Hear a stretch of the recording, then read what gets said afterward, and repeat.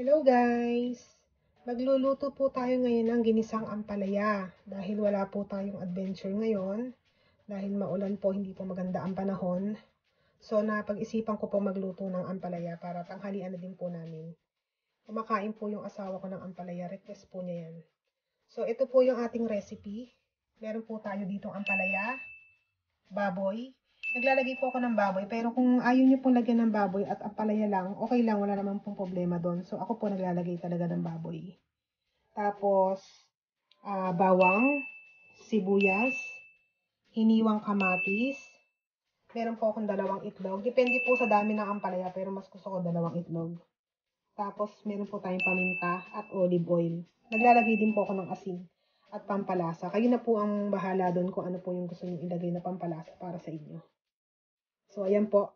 Gigisa na po natin ang ating ampalaya na may itlog at baboy. Ayan. Magigisa na po tayo ngayon ng ampalaya. So, ayan. Maglagay po tayo ng olive oil.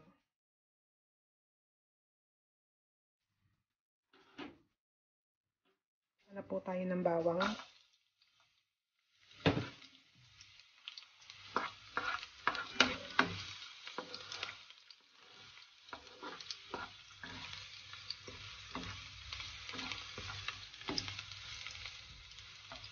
Hayaan lang natin siyang tumula ng konti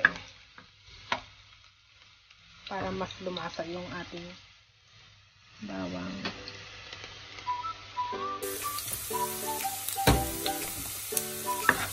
Huwag naman po natin susunugin syempre. Tapos sunod na natin yung ating sibuyas. Marami po akong magsibuyas eh. Mas gusto ko yung sibuyas na madami.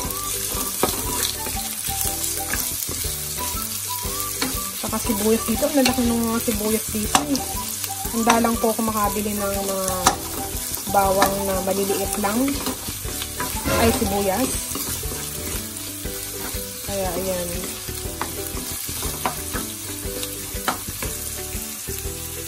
Ito po yung panghalo ko talaga. So, ayan po.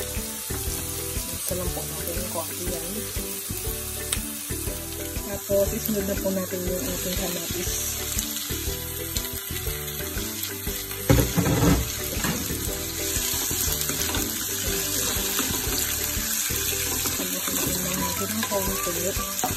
Tapos, ang sikreto po niyan, takpan lang muna natin para mabilis siyang madurog, makulog siya na po.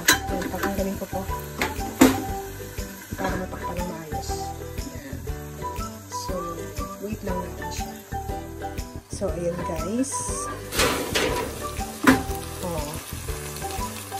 Medyo durog na po yung kamatis natin. Pwede na natin isunod yung ating baboy. Ayan. Sunod na natin yung baboy natin. Diba? Kaya rin po ako naglalagay ng baboy kasi pampadami po iyan ng ating ampalaya. Diba? So, yan guys. Hayaan lang po nating magisa ng konti yung ating baboy. And then, balikan po natin siya ulit. Takpan natin. So, i-check na po natin yung ating baboy.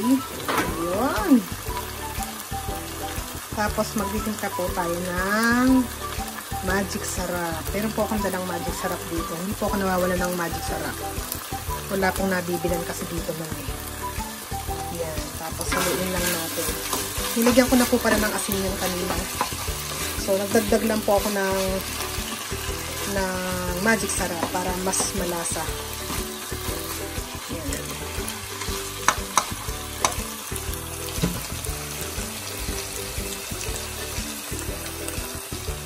Tapos guys, naglalagay din po ako ng konting patis dyan sa gitna.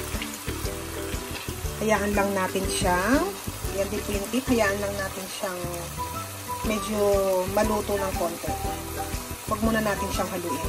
Yan din po yung isa ko pang sikreto sa pagluluto ng ampalaya. Medyo kulo-kulo na po siya. Diyan po yung pati sa gitna. So, pwede na natin siyang haluin. Napakabango po. Naamoy niyo po ba yung ating ginisang ampalaya? Hindi po ba dumami? Yan yung sekreto ko eh. Kaya nagdadagdag tayo ng baboy para mas dumami yung ating ampalaya. Yan. So guys, lalagay na po natin yung ating ampalaya.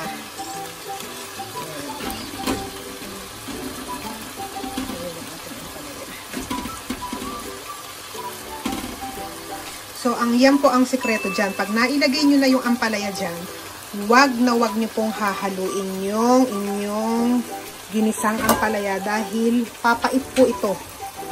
Yan po yung turo sa akin ng nanay ko. So, yan po yun. Kung nailagay nyo na po siya dyan, medyo ayusin nyo lang po siya ng konti. Wag lang halo. Yan. So, yan. Yan lang po. Tapos, takpan nyo muna po siya. Hayaan nyo na muna siyang maluto. Yan. Yun po yung sekreto. Balikan po natin ulit yan.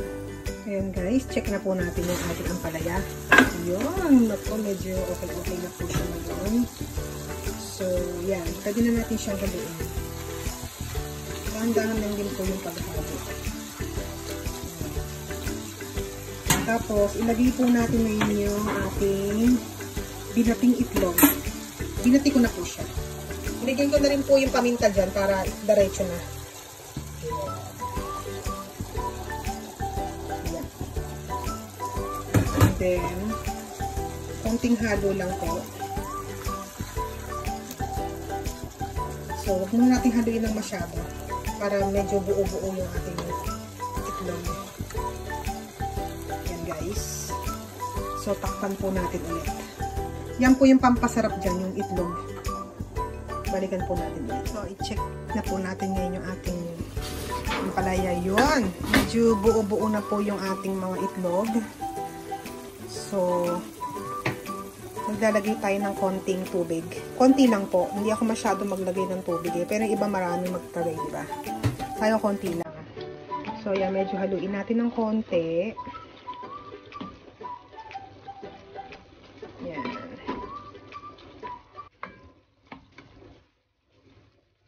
Yan guys. Tapos, tikman natin ng konti yung, tingnan natin kung malambot na yung ampalaya. Yan. Sakto na siya. So, konting kulo pa. Isang kulo na lang po dahil naglagay tayo ng tubig. Pagkakulo po niyan, okay na tayo. Papakita ko po sa inyo mamaya yung naluto na natin. Ginisang ampalaya. Ito na po ang ating nilutong ginisang ampalaya na may baboy at itlog. Yan guys. Umuusok-usok pa siya, diba? Sarap. So, yan po yung ating nilutong ginisang ampalaya. Maraming salamat po sa inyong walang sawang panonood sa aking YouTube channel. Subscribe, like, and share po. Thank you. Bye-bye.